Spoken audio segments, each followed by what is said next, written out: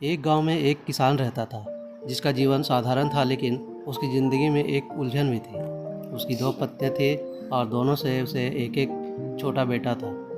दोनों बेटों की शादी हो चुकी थी और किसान को लगा कि अब उसकी ज़िंदगी स्थिर हो चुकी है। लेकिन समय ने उसे एक नई चुनौती दी जब उसने छोटे बेटे की तबीयत अचानक बिगड़ने लगी। बड़े भाई ने अपने छोटे भाई का इलाज करवाने की पूरी कोशिश की। उसने गांव के आसपास के वैद्यों से परामर्श लिया, लेकिन छोटे भाई की तबीयत में कोई सुधार नहीं हुआ। धीरे धीरे खर्च बढ़ता गया और छोटे भाई की हालत और भी बिगड़ती चली गई। बड़े भाई के मन में चिंता ने धीरे धीरे एक कड़वाहट का रूप ले लिया।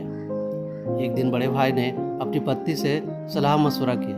उसने कहा, यदि छोटा भाई मर गया है तो हमें इससे इलाज के लिए और पैसे खर्च करना नहीं पड़ेगा। उसकी पत्नी, जो उसकी सोच पे सहभागी हो गई थी, ने एक भयानक सुझाव दिया।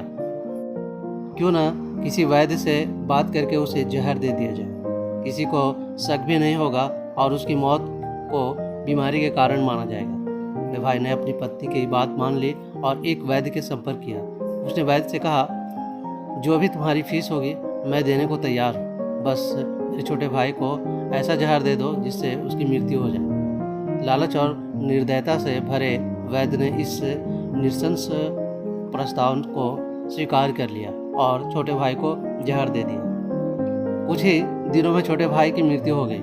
बड़े भाई और उसकी पत्नी ने अंदर ही अंदर खुश मनाई और यह सोचते हुए कि अब रास्ते का कांटा निकल गया है और सारी संपत्ति उनकी हो गई है। छोटे भाई का अंतिम संस्कार कर दिया गया और समय बीतता चला गया।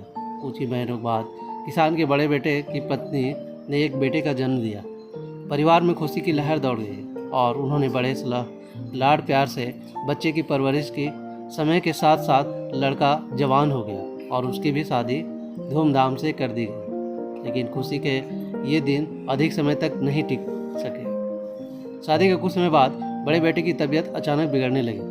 उसने माता पिता के ने उसके इलाज के लिए हर संभव कोशिश की।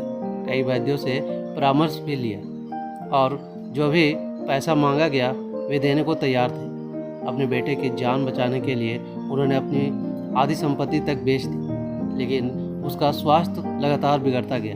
अब वह मौत के दरवाजे पर खड़ा था। शरीर इतना कमज़ोर हो चुका था कि उसकी हालत देखकर दिल दहल उठता था। एक दिन वह लड़का अपने चरपाई पर लेटा हुआ था और उसका पिता उसे दुख भरी नज़रों से देख रहा था। लड़के ने अचानक अपने पिता से कहा, भैया अपना हिसाब पूरा हो गया है, अब बस कफन और लकड़ी का इंतजाम बाकी है, उसकी तैयारी कर लो। पिता ने सोचा कि उसका बेटा बीमारी के कारण बड़बड़ा रहा है और बोला, बेटे मैं तेरा बाप हूँ, भाई नहीं। लड़के ने दुखी आवाज़ में कहा, पिताजी मैं आपका वही भाई हूँ जिसे आपने जहर देकर मरवा दिया था। जिस संपत्ति के लिए आपने मुझे मारा वह अब मेरे इलाज में आधी बिक चुकी है। हमारा हिसाब बराबर हो गया है। यह सुनकर पिता का दिल टूट गया।